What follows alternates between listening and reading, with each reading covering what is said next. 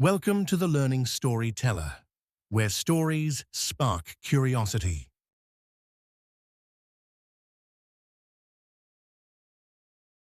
शिवपालगंज की राजनीति में अब सब कुछ बदल चुका है।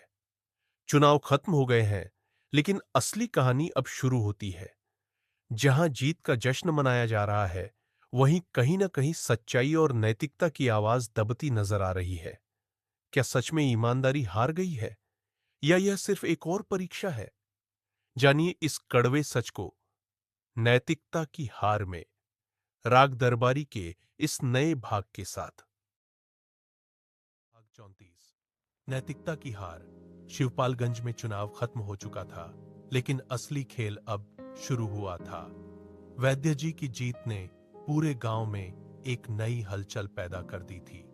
लोग खुलकर तो कुछ नहीं कह रहे थे, लेकिन अंदर ही अंदर हर कोई समझ रहा था कि यह जीत सिर्फ वोटों की नहीं, बल्कि चालाकियों की थी। रंगनाथ यह सब देखकर परेशान था। उसने सोचा था कि सच और ईमानदारी की जीत होगी, लेकिन यहां तो उल्टा हो गया।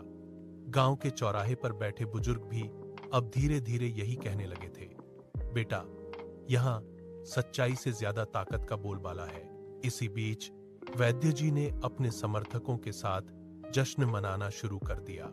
मिठाइयां, बंटी, ढोल, नगाड़े बजे और हर तरफ उनकी जीत का शोर गूंजने लगा। लेकिन इस शोर में कहीं न कहीं नैतिकता की आवाज दब गई थी। रंगनाथ ने अपने दोस्त से कहा, अगर जीतने के लिए इंसान को अपनी ईमानदारी बेचनी पड़े, तो ऐसी जीत का क्या मतलब? उसका दोस्त बस मुस्कुराकर बोला, यही राजनीति है दोस्त, यहां सही और गलत का कोई मोल नहीं। धीरे धीरे रंगनाथ के मन में एक कड़वी सच्चाई बैठने लगी कि इस व्यवस्था में बदलाव लाना आसान नहीं है। उसने तय किया कि वह खुद को इस गंदगी से दूर रखेगा, लेकिन साथ ही यह भी सोचा कि अगर सब ऐसे ही हार मान लेंगे तो सुधार कभी नहीं होगा। शाम ढलते ढलते गांव फिर से शांत हो गया, लेकिन इस शांति के पीछे एक सवाल छिपा था। क्या सच में नैतिकता हार गई, या यह सिर्फ एक अस्थायी हार है?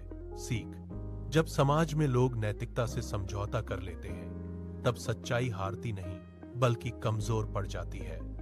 असली जीत उसी की होती है जो कठिन परिस्थितियों में भी अपने सिद्धांतों पर अडिग रहता है। भाग 34। Thank you for watching the video. Please like, subscribe, and share.